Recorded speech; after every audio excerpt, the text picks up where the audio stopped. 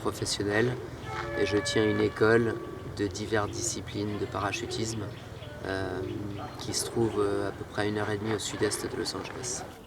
Ouais, c'est absolument une première expérience, tout à fait. Déjà, j'ai pas beaucoup sauté en France à la base. J'ai participé au record de France de chute tête en bas l'année dernière et c'est à peu près tout en fait. Donc, et aux États-Unis, il n'y a pas exactement de château. Donc franchement, c'était vraiment une expérience plutôt extraordinaire et vraiment unique à laquelle j'espère pouvoir reprendre part. Et pourquoi pas d'autres châteaux d'ailleurs dans le patrimoine.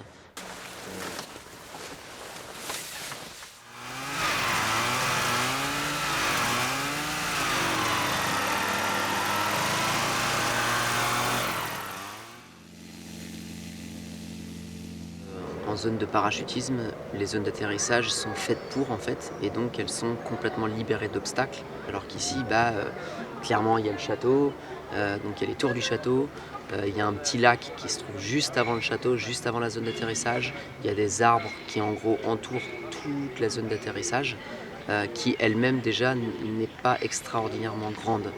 Donc vraiment ça pose des difficultés, et surtout quand on arrive, il y a un point en fait de non-retour. Donc où vraiment je décide, c'est bon, je suis capable d'atterrir dans cette zone. Et à partir du moment où je prends cette décision, je peux plus faire demi-tour.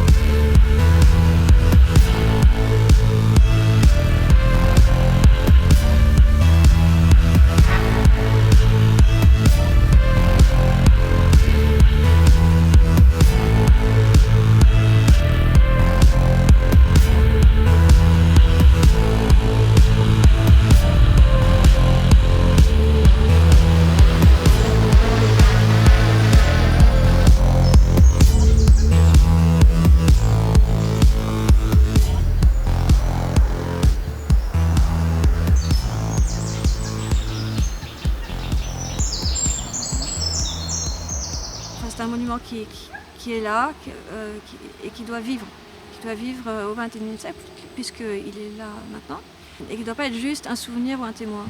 Et donc on s'est demandé ce qu'on pouvait en faire maintenant. On pourrait faire énormément de choses à partir de là. Donc l'idée c'est qu'est-ce qu'on peut faire maintenant avec un château fort. Nous, ce qu'on a pensé, c'est qu'on peut tendre des cordes entre les tours et faire marcher des gens dessus, par exemple. Puisque c'est un sport émergent, ça, le slackline, qui a très peu d'années, mais qui se développe énormément et qui est vraiment très intéressant. Vu d'en haut, on est un repère visuel extrêmement important, ce qui fait qu'il y a, par exemple, on sert de repère aux avions militaires.